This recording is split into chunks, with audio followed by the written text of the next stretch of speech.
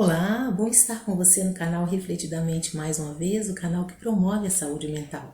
O objetivo é levá-los a refletir sobre as questões da depressão, contribuir para o conhecimento dessa doença e ainda facilitar para que você conheça melhor a pessoa que sofre com esta condição.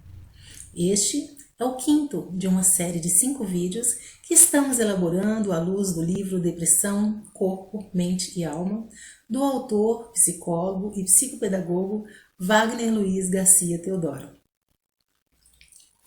E neste vídeo falaremos sobre a espiritualidade e a depressão, sobre as bases científicas dos fatores espirituais relacionados a essa doença. Para isso, vamos tentar definir aqui o conceito de religiosidade e espiritualidade.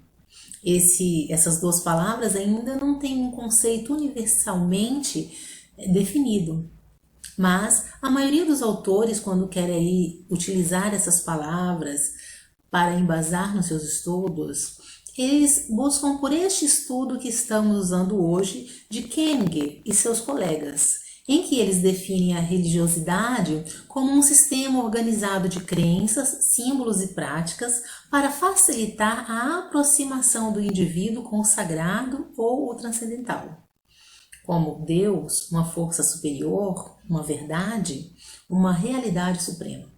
Os autores ainda definem espiritualidade como uma busca pessoal de respostas para questões relacionadas ao fim da vida e o seu significado, e sobre as relações com o sagrado e o transcendente. Eu sou Márcia Chaves, psicóloga clínica, e neste vídeo vou te falar a importância que a espiritualidade e a religiosidade têm no tratamento de doenças como a depressão, problemas cardíacos ou outras doenças. Ainda falarei o que a neurociências e as práticas clínicas têm revelado sobre a importância desses fatores para a saúde do indivíduo e trarei aqui alguns estudos que mostram que a oração e a fé têm sido utilizado por profissionais da saúde como instrumento terapêutico no tratamento de doenças. Religiosidade para Alport, ela é vista de duas formas. A religiosidade intrínseca, que é aquela onde a pessoa acredita e tenta viver sua fé, que é princípio motor para a sua vida, e também pode ser entendida como religiosidade extrínseca, em que o meio que o indivíduo busca nessa religiosidade é para atingir outros fins. Por exemplo, aquele indivíduo que busca a conversão nessa religiosidade com a finalidade de um casamento. Ou outro que busca se converter na religião por questões de status, porque se converter naquele ambiente religioso é bom para seus negócios. Bateson e Verti também entendem que a religiosidade intrínseca se relaciona sistematicamente com a saúde mental, enquanto a extrínseca é aquela que dá um mau nome à religião. Trouxe então 3 autores que concordam que para que uma abordagem de assistência e pesquisa sejam mais abrangentes, essas devem buscar a compreensão do paciente o mais fiel possível da totalidade do seu modo de existir. Partindo do pressuposto filosófico antropológico do ser humano, de que este ser humano é uma pessoa intrinsecamente espiritual, essas pesquisas devem entender o indivíduo como um ser em relação não apenas consigo mesmo, em seus processos bioquímicos e entre as partes do seu corpo, mas sim, essas pesquisas devem ter uma visão holística, ou seja, de um total, como um todo, perceber o indivíduo como um todo, em relação com os campos ecológicos, físico, familiar, social, político e transcendente. Dessa maneira, fica mais fácil fazer um estudo mais completo. E outro estudo que a gente precisa também entender é a diferença entre a psicologia e a espiritualidade, para que a gente possa, então, ir mais a fundo da importância que tem esses fatores para o cuidado com a saúde. Para Viktor Frankl, a psicologia e a espiritualidade, elas não devem ser confundidas. Ele entende que elas se encontram como uma dimensão do ser humano. Ele ainda entende que a psicologia e a religião são diferentes e deve ser evitada com todo rigor qualquer contaminação entre esses dois campos, que podem até coincidir quanto aos seus efeitos, mas são diferentes quanto à sua intencionalidade. Para Frankl, psicologia se encontra na cura psíquica do ser humano, enquanto que a religiosidade ou a religião busca a salvação e o significado último da existência, que a religião só é alcançável pela fé e não pela ciência. Frankl ainda vai dizer que a psicoterapia ela faz o cliente, mas ela não faz o cliente induzindo, mas dando liberdade para esse cliente. Ou seja, o cliente, ele se reencontra com fontes do seu próprio ser reprimido que está no seu inconsciente e que o levam a uma direção a Deus. Para Frankl, a religiosidade, ela vai contribuir para que o indivíduo busque o tratamento psicológico, assim como a psicoterapia contribui para que o ser humano ele vá em busca de uma religiosidade. O autor entende que é preciso que tanto a religião quanto a psicologia, elas criem nesse indivíduo uma autonomia para que ele mesmo busque encontrar uma ou outra. O autor vai dizer que a fé verdadeira é aquela em que o indivíduo é livre, em que o indivíduo age de acordo com a liberdade para ir em busca de encontrar um Deus, uma fé ou uma religião. O autor acredita que a imposição dos pais e da cultura não devem atuar na decisão desse cliente. A falta de fé é uma das características presentes em praticamente todos os casos de depressão. O deprimido se percebe incapaz de encontrar solução para os seus próprios problemas, então ele experimenta uma descrença generalizada, sentindo-se abandonado por Deus e pelas pessoas. A pessoa se mostra desmotivada, confusa, angustiada e não acredita na eficácia dos tratamentos, nem psicológicos, nem farmacológicos. O autor ainda vai dizer que existem raízes da perturbação emocional. Essas raízes podem ser o vazio existencial, por exemplo. Esse vazio existencial pode surgir da falta de objetivos e de sentimentos de incapacidade diante da vida.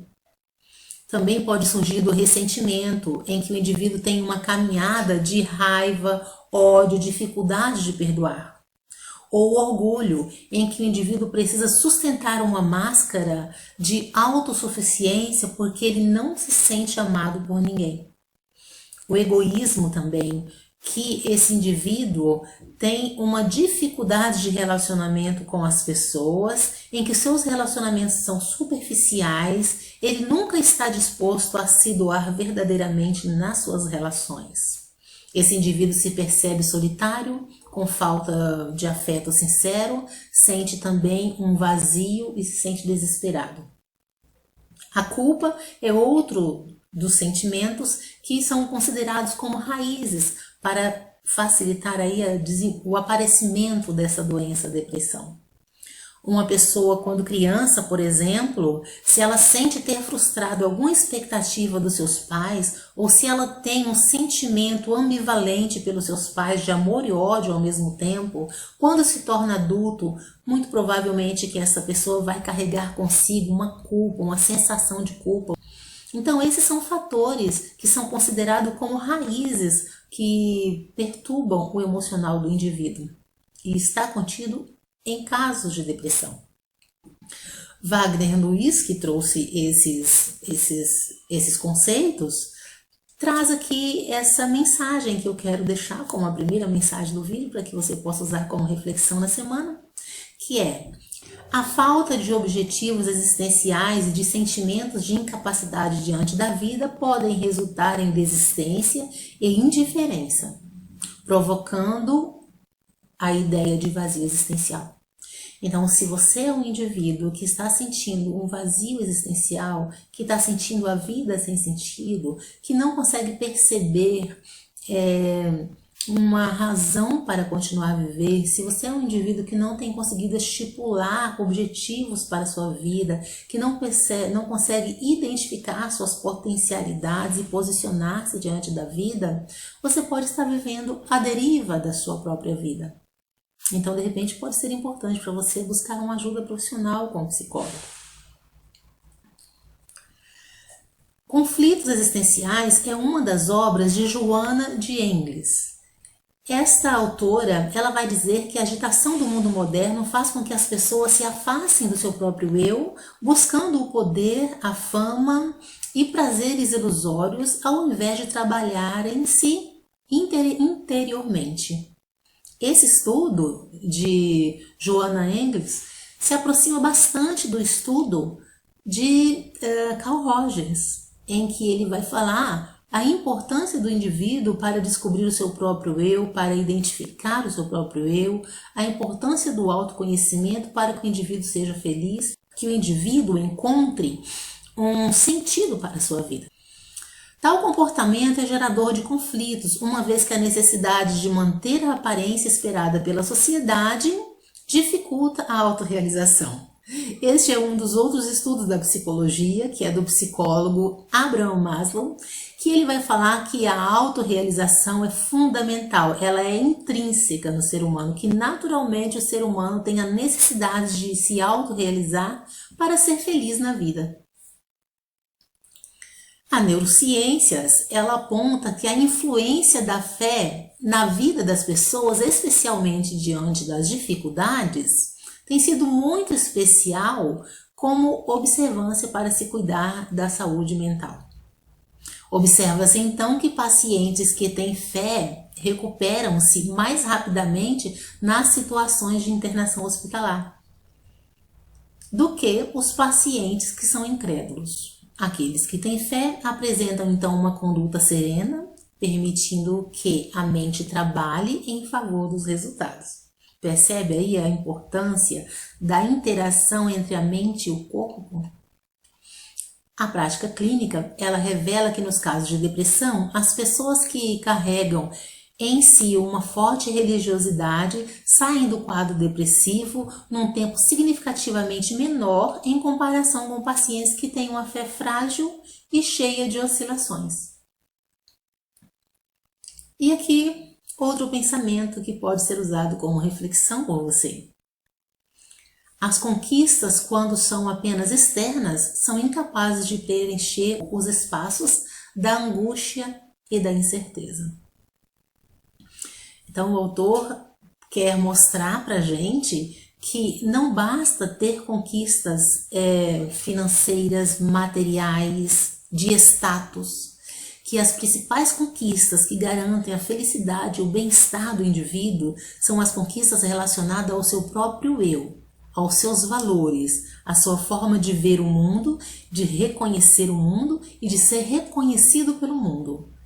Que essas conquistas, sim, são conquistas de valores que ajudam na qualidade de vida do indivíduo.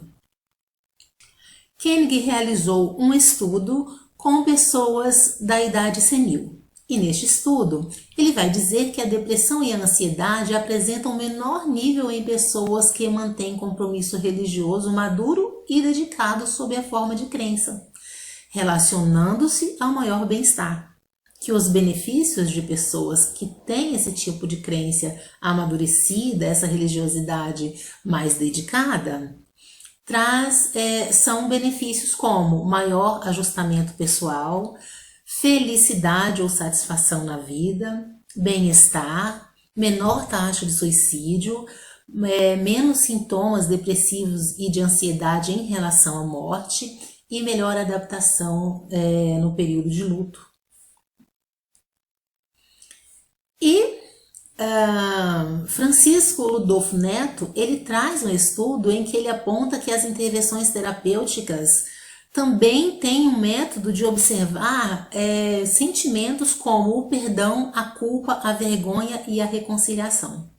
Em que a vergonha, ela é desses sentimentos o que mais se aproxima do perdão, uma vez que a vergonha é a realização de que os outros nos estão vendo como realmente somos e não como gostaríamos de sermos vistos. O perdão é o reconhecimento que, na verdade, somos mais parecidos com quem nos ofendeu do que diferentes. Então, é algo também para se refletir. O que nos faz guardar tanto a mágoa? Aquele ressentimento que me fez guardar tanta mágoa tem realmente a ver com quem o falou? Com quem fez alguma atitude? Ou tem mais a ver comigo, com a forma como eu me percebo, como eu me compreendo, ou como eu não me entendo? Com a forma como eu não entendo o meu eu, como eu não entendo quem eu sou. Por isso é importante o autoconhecimento, para que a gente também não fique magoado com qualquer palavra, com qualquer atitude.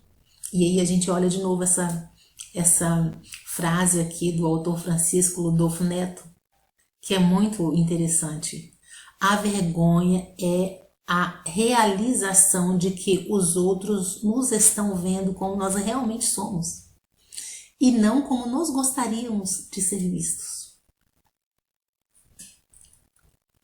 E para finalizar, esse estudo de Dossel, que inclui aí uma pesquisa em que ele entrevistou 126 profissionais da saúde, e dentre esses 126 médicos exclusivamente, 84 médicos dos que foram entrevistados garantem que usam a oração e a fé como método terapêutico para ajudar na cura de seus pacientes, tanto no processo de tratamento, tanto quanto na cirurgia, como no processo de recuperação pós-cirúrgico.